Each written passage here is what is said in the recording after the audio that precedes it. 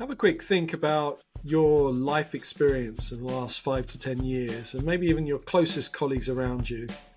There's a fairly good chance that some form of trauma will be part of their life experience or your life experience. And whether that's in the workplace or outside the workplace. My guest today, Irene Riad, is the founder of a company called SightCET. She is an authorized trauma recovery coach.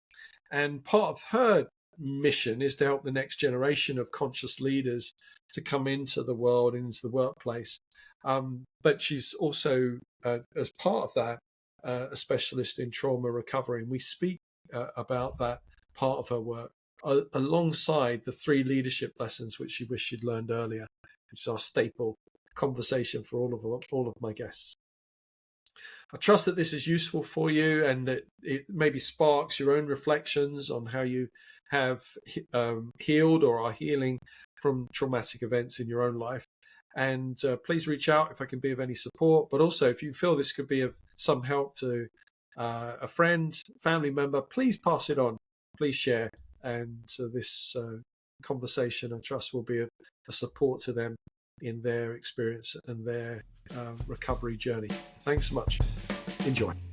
It's my privilege to welcome to the After Dinner Leadership Table Irene Riad, who is an executive coach, a speaker, inspirational speaker, author, founder of a company called SightCET. Welcome, Irene, to our After Dinner Leadership Table. Thank you so much, Simon. Lovely to be here. It's great to speak to you. We'll talk a lot about your various skills and facets of your work. It's our custom to ask a series of quick fire questions to our guests as soon as they arrive, just to get to know you in a slightly different way. Sure. And are you ready for those? I hope so. Clearly, it doesn't. The way I ask that, the person doesn't have much choice. Frankly, it's like, of course. If you're going to be a guest at this table, these are the questions. Okay. Okay. So, it's the illusion of choice. Illusion of choice. Let's go. All right. Okay. Great. What's your favorite activity to do in the summer? Just walking a lot, traveling if I can. Walking, maybe. Right. What is one thing you can't live without? Coffee, for sure. What's your favorite coaching question to ask? Who are you in that situation? Nice. Who is somebody that you admire? My dad. And what's a trait of his that you admire? A deep sense of perseverance with compassion. Oh, I love that. What's one song you have to sing along to? Oh, God. Well, recently it's been Jingle Bells, but it's not Christmas yet. Okay. And if you could describe yourself in 3 words, which would they be? Insightful, peaceful, curious. Right. All right. So there's already a lovely, nice kind of bowl of good content there. Let's go back to your walking piece. You're currently based in Albania. Yes. The weather, I'm sure, is pretty hot at this time of year. So are these early morning or late night type walks, or do you face the full brunt of the sun? So I love the heat, having been born and raised in Saudi Arabia. So I really adore the heat, the dryness. But a lot of it is evening walks, usually after a full day of work, a brisk walk. And I use it for reflection a lot more.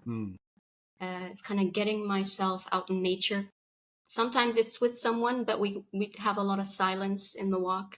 So I really need nature to get back into a sense of who am I? Where am I?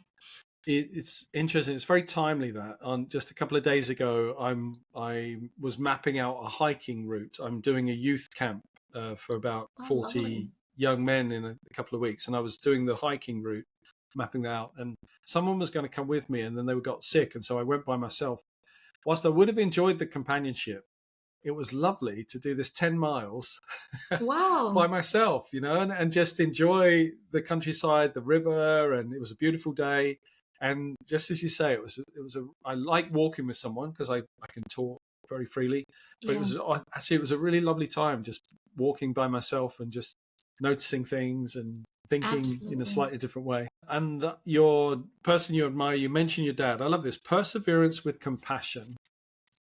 Yeah. Tell me a little bit more about your father. Why does he stick in your mind as a admirable person? Yeah. My father has lived in his work. He's a medical doctor. So he's Yeah, been really much like on call 24/7 pretty much all of his life. And I've watched him do that where there's little sleep. And we were also in Saudi Arabia for 40, 50 years, not him. Like, so he yes, was there. I was born there. And Saudi Arabia at that time was a little bit different than now. And so there was sure, a huge focus and attention to provide care and support for the other, which I saw day in and day out. Service was huge, and I think that stuck with me. I always ask myself, what yeah, is my service? What am I here to contribute towards? love it. Thank you so much for giving us that insight. And the other thing I'd love to explore with, I guess, is what 3 leadership lessons do you wish you'd learned earlier? Yes, the first one, not to worry too much about what people think.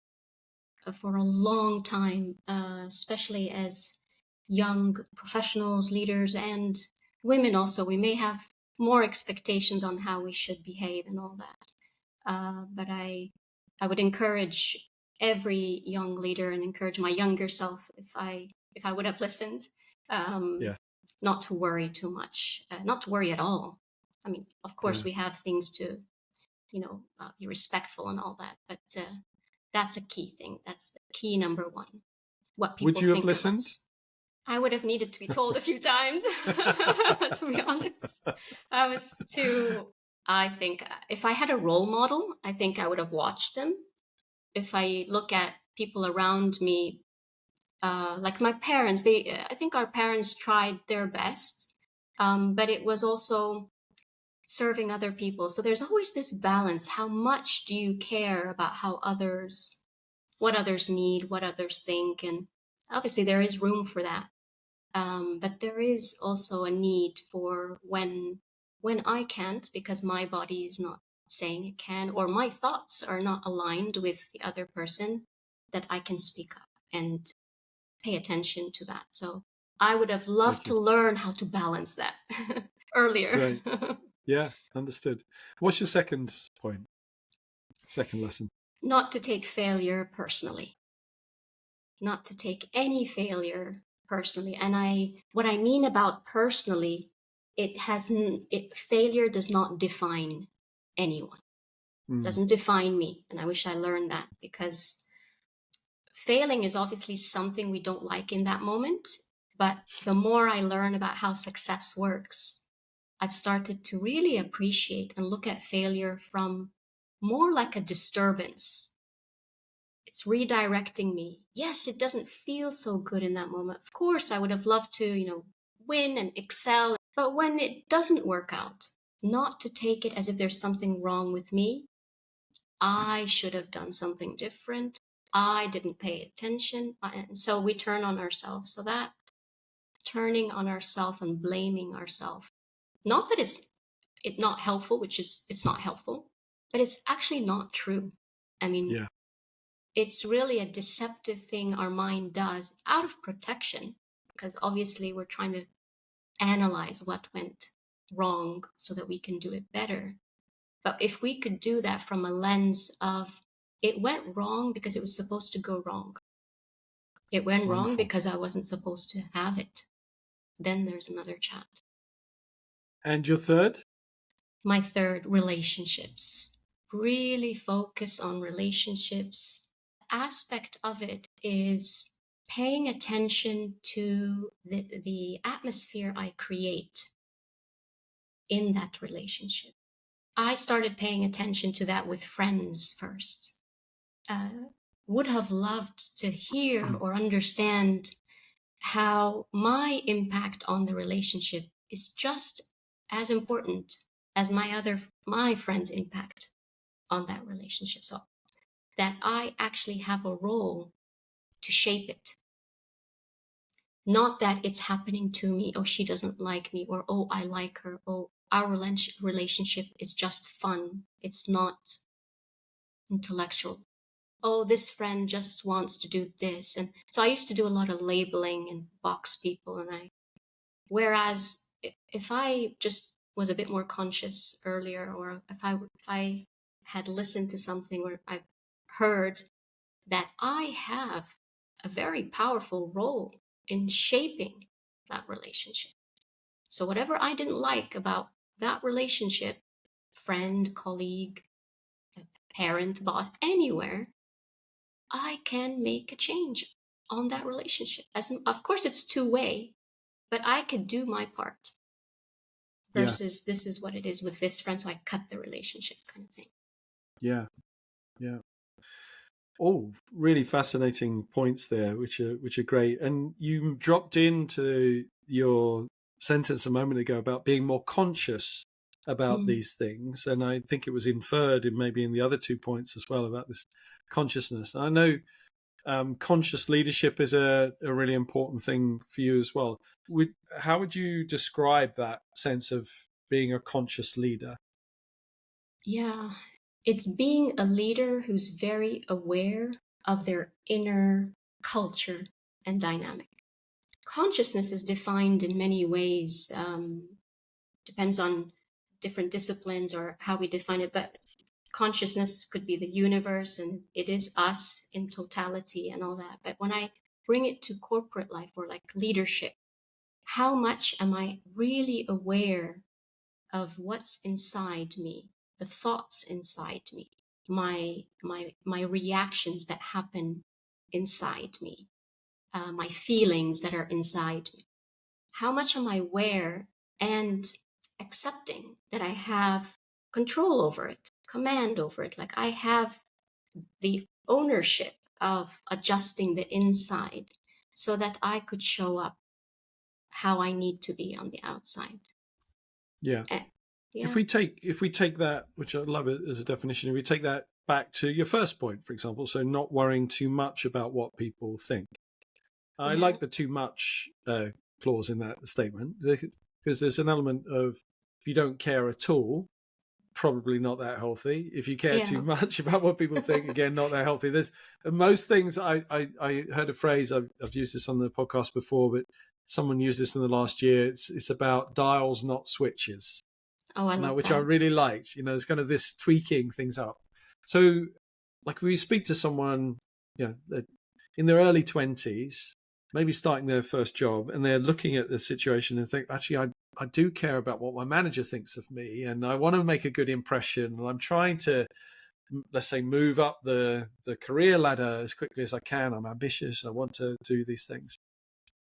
Have you got any thoughts about, I know it's a hypothetical, but any thoughts about how to get the balance right there, so you're not consumed by what the external's thinking of you? But I don't know. Yeah. A very long-winded question there. I get Irene, it. No. Sorry. Do you understand the spirit of what I'm asking? Totally. What's some tips or top tips for that type of individual, so that they're not? Well, it could work both ways, couldn't it? That they're stifled by it, or that they're kind of neurotic in some way about what everyone's thinking about them. So we all care about how we are perceived, because part of leadership is how do you come across? Because that's feedback. Yes. I mean, we need that feedback so that we could adjust and check in, really, how could I become better? The point where you start to care too much, is where you start to go against values that you hold. And sometimes we may still, in that age, kind of creating our values or trying to figure out what they are. So if we really don't know them just yet, it's paying attention when it's paying attention to my body. That's what I want to say right directly. Meaning, yes. If I'm feeling in my gut, in my heart, sensations or things that I cannot make sense of them. I don't have words yet. It's a moment to pause, because those are the moments that things are happening and your body is almost saying no in the way it can. Your nervous system is talking to you, which is now what I understand now. And it's in talking in language of sensations. Our body doesn't talk in language of ABCs. Our mind is making meaning. And so our mind is making meaning based on what we learned from our parents, culture, society. So it's only making meaning from what it knows in the past, versus I'm actually pausing in, like, when stressful moments, like if I have a conflict with my boss, pausing, slowing down so I could connect with what my body's trying to say. Why am I getting these big heart palpitations? What is it that I'm scared of, worried of? And even writing those things on paper, just so that we can actually get things on a piece of paper and start to look at them objectively. Now, if these things are making me go against a value I have, like truthfulness, if they're making me go against my respect for myself, I'm asked to do something that I'm breaking. There are exceptions. If I have to, work over the weekend or do something that, I don't know, I wouldn't like to do, but if it's going against my own values, my own self-worth, then at those moments, it takes the courageous part of me, the young me, to say, I'm not doing that, or put my foot down and say, I'm sorry, this goes against XYZ. Yeah. It's interesting. They kind of get this peer pressure that we often talk about for teenagers, adolescents, that they suffer it. And I remember I had a part-time job. I must have been about 17 years old, and I was doing some car washing at a nice car garage, and I'd also was the pump attendant for the fuel, so I would do this cleaning cars and that for for a few weeks in the summer. The guys there who were in the workshop and that took me out in the evening. I don't drink alcohol. I've never drunk alcohol. And, they were goading me for quite a long time to have a pint of beer and stuff, and just sniff it or just get it close to your mouth, this kind of stuff. It was amazing how relentless they were of trying to get me to at least put a pint of beer near my lips. There was almost like this achievement that they would try and break me down, And I use good humor and all that to kind of quell it. But as you were talking, it just made me think of that experience of, and I'm pleased to say that I stuck with what I knew was right for me, But it was never aggressive, as in they were going to punish me or like beat me up or anything like that. It was all done in jokey ways. But there was a lot of peer, there's 5 guys sitting around the table, kind of all kind of goading me to take this alcohol, was this challenge. It was really interesting just thinking about that. And then but part of it, I'm sure the processing that I have around that was, I could just do it this once because, who knows? But there's something innate within me that says, no, I don't want to. But they'd move it a little bit forward to me. Maybe I put my hand on the glass just to, hope the pressure would ease. But then once I did that, they then asked me to then lift it up close to my mouth. There's these type of things. It's just like, wow, it was a really interesting experience. But but I can see that playing out in adulthood as well. That maybe not in quite the same ways. These people can be putting this peer pressure on someone to behave or conform, with the majority, if you like. Not always the most effective way. What came to my mind is people project onto us things that either they don't like about themselves, or they don't want the other usually to be so different. Because if you, in that situation, like if you're so strong that you're not going to drink, then maybe it's subconscious to them. He's not better than us. Well, who does he think he is? I mean, maybe they're not thinking of that in the moment, but it's probably going to play on. Like, why could he do that and I can't? So people project, and I only understood what projection was a couple of years back. doing more of my coaching work and getting deeper, that we take on this expectation of others, their energy, and Yeah. if we don't notice, we'll think it's an expectation that I need to follow, or otherwise I'm going to lose my friend, and I'm going to lose my respect, and it's not ours that we're taking on their stuff. Yeah. But I guess in bringing back to your values point, is that awareness of the values. I wasn't as conscious of it as I am now, but those values were very deep within me that I wasn't going to drink. That was the strength, I guess, that I clung to in that moment when I kind of Yeah. was like trying to make a decision between these two things. One of the areas I would like to jump to, actually, Irene, is your work in terms of trauma recovery. Yeah. I shared before we pressed record today. That's one of the key things that I wanted to speak with you about. It intrigued me with regards to the work that you do, and how that applies maybe in a business context. Some people might think that's more a medical issue. Yeah. What place does trauma recovery potentially have in the workplace?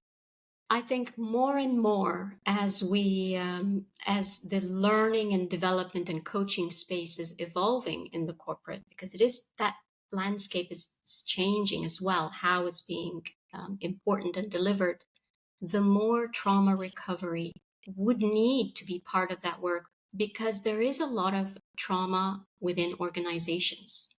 Um, uh, it's not just from the COVID time that now we think we have trauma in organizations, but maybe prior to it was more difficult to talk about it. And perhaps we're talking about it in the sense of well-being and health and mental health, but you could have well-being and mental health and health without talking about trauma. Yeah. The reason why trauma recovery is important is because I see trauma recovery as a human condition in everyone. Now, not everybody will agree with me, and I but have respect for all the other opinions. I see trauma as a condition where we had to let go of who we are, our innate needs, so that we could fit in. And it could sound like a very generic and general kind of description of trauma, but it's the continuous denial of things that we need that has made us push things down, hide them, not open up, reject them in us, because they were not accepted in society where we grew up. For me, as an example, I was born and raised in Saudi Arabia to Egyptian parents, and I went to an American international school my very first 15 years. So I was part of dynamic, different cultures. I learned to hide parts of me depending on who's around me so I could fit in. At Yeah. home, I knew things were allowed, things were not. Outside in society, things were allowed, were not, and so forth. Now, as I grew up, the things that I hid have just been hid. I mean, they're stored. Like voicing my opinion is not something I could do a lot of in culture or society in Saudi Arabia at the time. And Yes. even in some Egyptian cultures, how traditional they are, as a woman, I was expected to speak softly, to obey, to be like. I think that is maybe in a lot of cultures, but finding my true voice and saying no are things I had to really disconnect from, and that is trauma.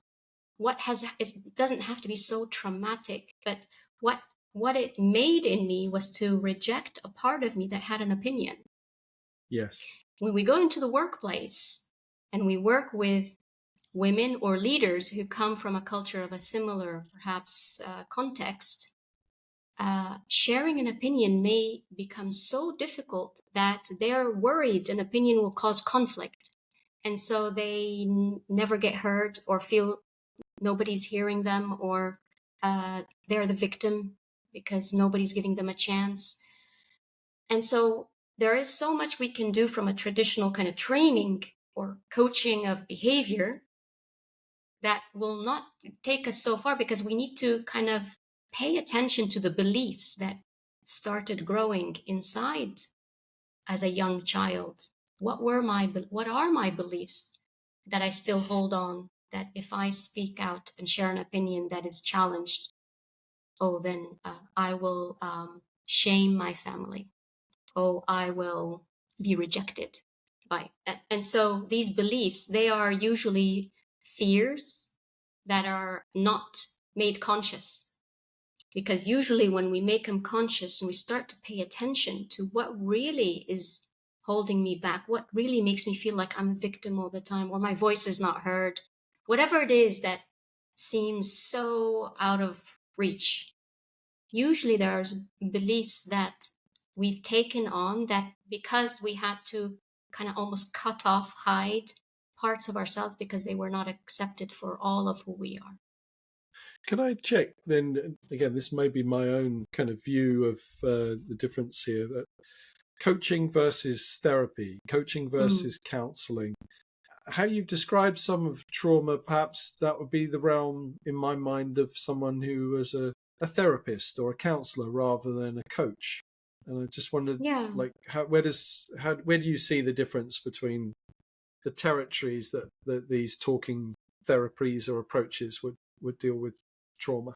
Great question. It's a very important question. So there are many overlaps, not just trauma, but there are many overlaps between therapy, counseling, and coaching.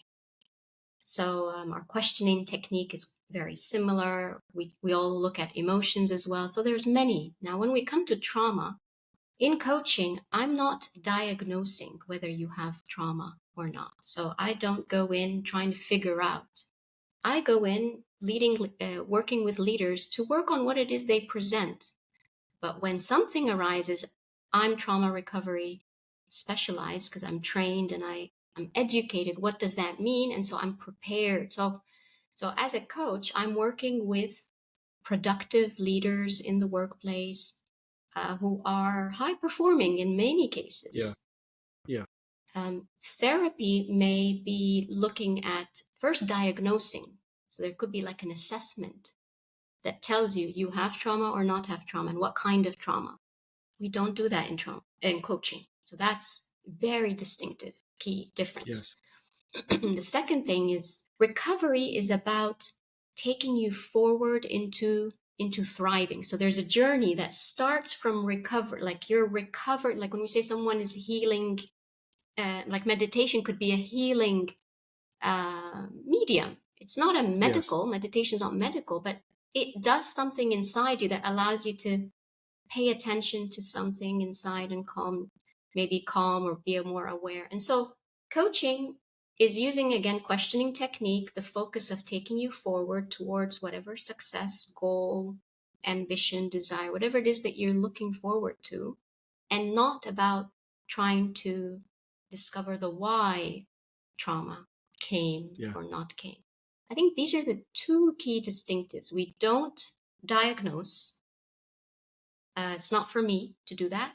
And I'm not treating anything in the past. I'm taking you forward, but I can be with you. I have the skill set that I can be with you should something from the past rise, and we look at it and move forward, not trying to treat it. Great, thank you. That's really helpful. And what difference do you notice with leaders who are willing to go there, to be that open about some of those emotional responses that they've had to difficult circumstances? Yeah, what do you see that is the benefit of them properly going into this trauma recovery process? I'm finding that many of them welcome it. I think, well, for me, everybody I've worked with, I do have a session at the start where I share my ability to go in terms of the coaching, so they understand should that arise. So I kind of already plant a seed that I'm equipped. There's nothing that's going to be for me too scary to touch, and I know my lines. So if there is something really that there is maybe somebody medical, or there is something that the person needs to get checked, of course I would draw that line, or I would have that chat. Coaching can coexist with also medical treatment, all that. I find that when the person understands how I in coaching look at trauma, it's not something that needs to be fixed. I personally really truly believe you have nothing wrong with you just because you have trauma or you're carrying trauma from something. You are fully capable to self-heal yourself. I'm not doing it to you. I'm just being there with you. So when I am able to share the safe and respectful space, people actually really welcome it, because it's really about opening up, becoming more vulnerable, not being judged is the biggest one, and being able to be held, have a space like a container is how I kind of describe coaching process, where I'm managing the process. I make sure that nothing is going to harm you in the session. Like I won't leave you in emotional turmoil or wherever that may take us. I'm with you, and that's my responsibility, my ownership of process. But I also trust, and I give the trust that you are capable of working with anything. So I don't treat my clients as any victim, helpless, they need me thought process. It's no, I really see every single human, because I went through my own trauma healing and still am. Trauma sometimes is a lifelong. We things come up because we don't know what we don't know until something triggers us, and then we're like, why did that happen? And then we're kind of in that reflective, introspective space, and we can work on it if we can trust ourselves. Right. Thanks, Irene. I think that's really useful. We need to be pulling this conversation to a conclusion. I guess I asked you earlier what's one of the coaching questions that you love to ask, and I want to ask a variation of it of you now. Who have you been? Who are you in this context? I am an executive coach, founder of SightCET, but more importantly, I would describe myself as essence of peace. That's really who I am. Right. Thank you. I've really appreciated our conversation. It's made me reflect on some of the experiences that I've had in my career and difficult challenges, and thinking about that, and some of the professional support that I sought and have sought over the years. Also, it's made me reflect on some of the relationships, like the relationship with my wife, who, while she's not a trained, actually she has done some counseling work, but that's not the point. I don't go to her as a therapist, but she has that non-judgmental listening ear, and being able to, for me, when things surface up from the past, to talk to her about it. And she creates this space which is brilliant for me to just be able to talk. Awesome. She's very talented at that, which I very much appreciate. I'm really grateful for you kind of capping this with the merits of bringing kind of your strengths in invoking peace into a conversation as well. So you mentioned that as a way you describe yourself at the beginning and the end of this, and it has felt a peaceful conversation. It's like it's a serene conversation. So thank you very much for bringing that to the table today.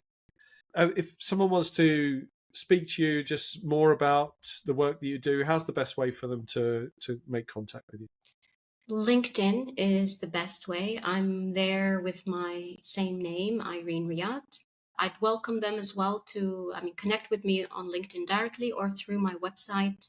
There is an opportunity to do an assessment. It's a Jungian. We maybe didn't go in there too much, but it looks at how you would think about who you are, but more from a Jungian perspective. And then I'm open to have a free chat to kind of debrief them on that report. Great. Thanks, Irene. Really Thank appreciate you so much. It. Been lovely to speak with you, and wish you the best of success in your work as you continue to help those that you serve. So thank you so much. See you again. Thank you so much. Thanks, Simon. Thanks. Our after dinner leadership conversation is finished. Our guest has left, and you're still here.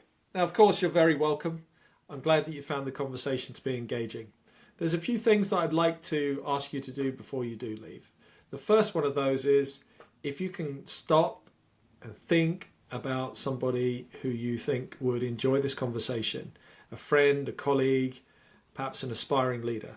The second thing is to stop and hit subscribe or follow. And then the third thing is to start doing something. Perhaps there's a little idea or a concept that we've been discussing today that you think you could apply even a little bit tomorrow, tonight, and to put it into action. I encourage you to use this as a catalyst to do something different, do something more interesting, do something more exciting.